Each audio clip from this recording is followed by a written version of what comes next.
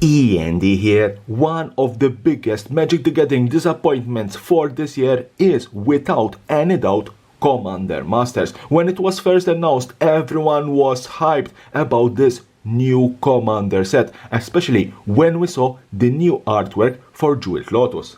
But unfortunately, Commander Masters turned out to be a disaster for Wizards of the Coast, a disaster for distributors, a disaster for our local game stores, a disaster for the players, collectors and investors, a total failure.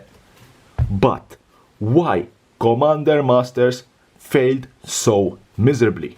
I believe there are three possible reasons. First, Commander Masters is a pure reprint set, meaning that there are no new cards. And how many times you are going to reprint the same cards over and over again?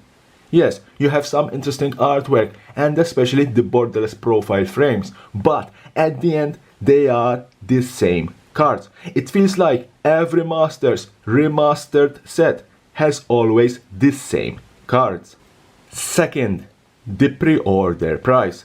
A Commander Master Set booster box had a pre-order price of $400+.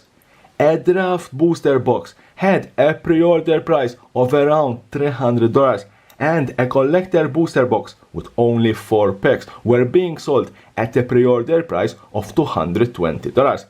Never in Magic history a new set had a so much high pre-order price. Neither sets like Ultimate Masters and Modern Masters 2017, which I consider the best Master set.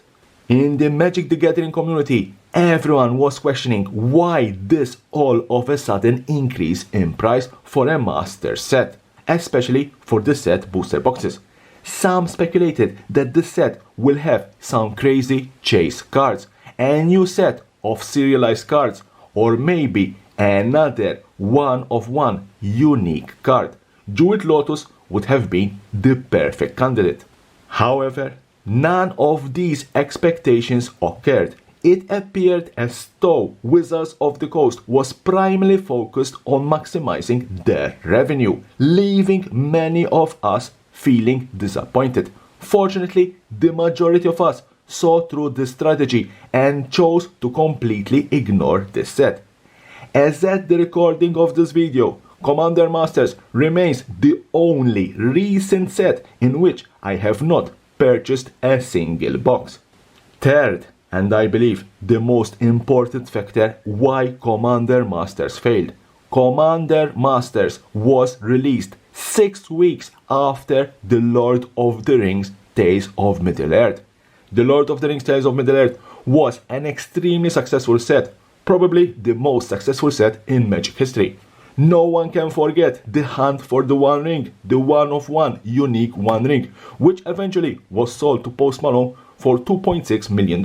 And no one can ignore how much money they spent on the set. I, in premise, spent a fortune on a set booster case and a collector booster case. Absolutely worth it. When you consider all that money flowing out of players, collectors and investors' pockets, how on earth can Wizards of the Coast pretend to sell a Commander Master set booster box for $400 just 6 weeks after the release of The Lord of the Rings? Everyone was still recovering from their excessive expenditure. I am sure that everyone spent more than they could afford. The prospect of the One Ring was too high. Therefore, everyone didn't have any money left to spend on a pure reprint set. In this case, better buy the singles instead. If Commander Masters was released after a standard set instead of the Lord of the Rings, probably would have been more successful than today, or at least postpone it by 1 year. No one asked for another Master set, and no one wanted another Master set, especially with all the sets, Commander decks and secret lair drops released. But no, Wizards of the Coast want to further flood the market, and this is the result of that decision. To conclude, if Wizards of the Coast continues down this path, releasing one set after another without addressing the underlying issues, things may start to take a troubling turn. I'm out.